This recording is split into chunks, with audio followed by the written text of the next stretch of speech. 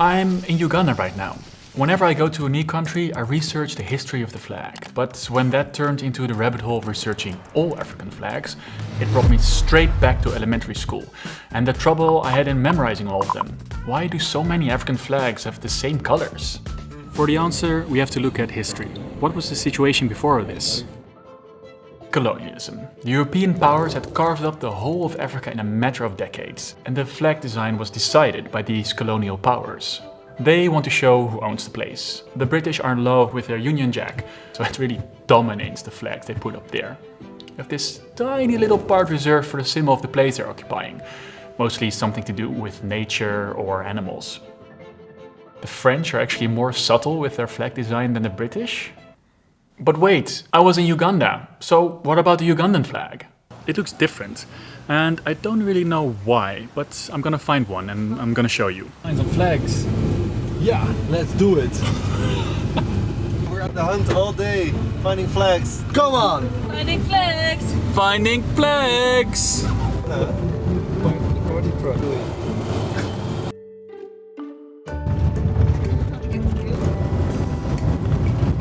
Koen, what are we eating? Rolex. And what's a Rolex? Well, you think it's a luxury watch, but actually it's Luxury pancake. a rolled egg. Nom nom nom.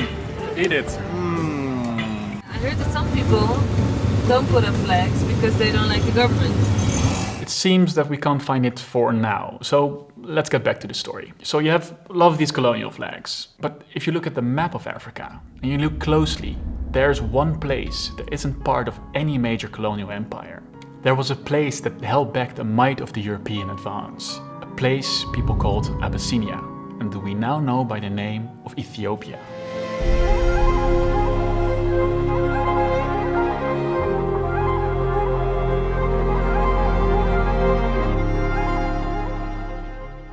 Ethiopian kingdoms had been independent for centuries. They were even the second nation ever to adopt Christianity. And so when the Italians come and they're like, we're gonna conquer you now, the Ethiopians are like, well, maybe not. They rallied and soundly defeated the Italians.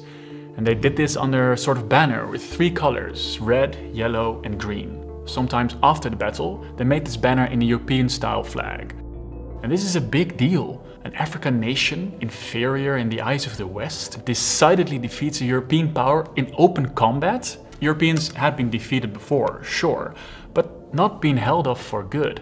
It immediately put Ethiopia on the map. The country became an icon. In Africa, where all these people are dominated by colonial powers, but also for black people around the world. Ethiopia showed a potential future of Africa not dominated by white people. It even influenced an ideology on the other side of the ocean. An ideology called Pan-Africanism. Pan-Africanism will have a big influence on the flags of independent African countries. Black Americans developed the idea that all people of African descent have a common history and future. They believed that Africa should be free of colonial suppression, that Africa should be united. Africa should be for the Africans. So if you look for a flag of this movement, Ethiopia is the obvious choice, right? But this is America's Pan-African flag. It's red, green and black. So what happened here? Enter Marcus Garvey.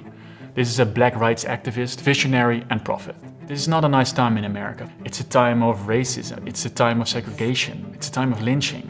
And while a lot of people are trying to get better rights for black people, Garvey just doesn't believe black people have a future in the USA. He thinks they will be forever discriminated against. And you kind of see where he's coming from. And he actually wants to start a new nation in Africa for black Americans. And to make it happen, he starts his own initiative. Fellow citizens of Africa, I greet you in the name of the Universal Negro Improvement Association. It's really popular. At the peak, it has 2 million followers. And Garvey puts his idea in practice. He starts a shipping company, the Black Star Line. This will take black Americans to Africa. But he has a problem. It's all fine that black people have a common destiny, but they don't really have a symbol to rally behind. This is even something that is made fun of by racists in the time. You even have a song that is called "The Only Race Without a Flag is the Coon." And Garvey thinks, you know what, you're right. And so he designs his flag of black, red and green. There are different theories about what Garvey thought the flag stood for. But nowadays people say that the red stands for blood spilled to protect Africa, the green for the continent, and the black for its people in Africa and also outside of Africa. Garvey's flag is still a very powerful symbol in America today. So now we have two flags that show Pan-Africanism. You have Ethiopia's flag and you have Garvey's flag. That gives countries that believe in Pan-Africanism something to choose from. And there are a lot of countries about to gain independence, including the new nation of Uganda. But wait, did we already find their flag? We're driving 20 minutes and still not a flag in sight. I still wanna win, so I keep searching. Let's go, Koen. Road rage. We go.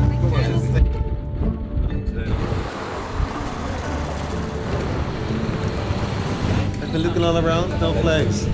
You look very active. Yeah. So, Elina, what happened? Yeah, well, we didn't see any flags. How come? There are no flags in Uganda.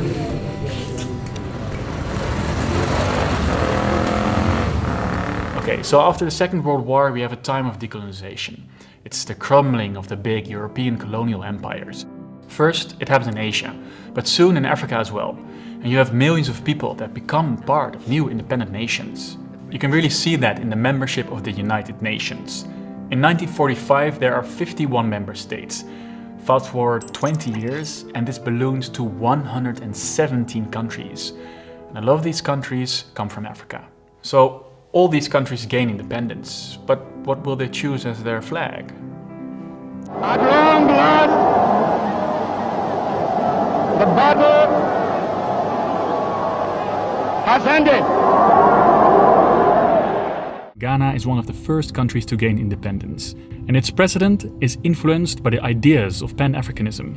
He even met Garvey in America. So it's clear cut, right? Garvey's flag. In the end, the president doesn't design the flag. A young girl taking part in a competition did.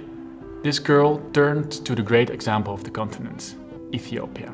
In Ghana's flag you have the green that stands for the fertility of Africa, the red the struggle for independence, and gold for mineral wealth. But Garvey's influence is still there. You see the star? Well, she added the black star for the people of Ghana. It's also a nod to the Black Star Line. A flag is the soul of every country. You can't stand without a flag. Otherwise, people will not notice that this is this country or the other.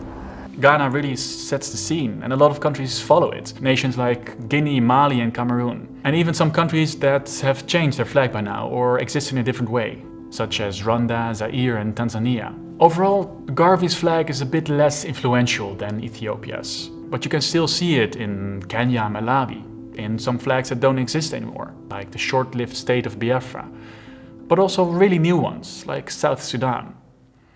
What I personally find so interesting is that if you look at all these flags, it shows you the history of the continent. It tells so many stories. In North Africa, the green is about Islam, the red is from the long-gone Ottoman Empire, and in other parts you see the influence of communism, like for instance in Angola's flag, which has a design inspired by the hammer and sickle.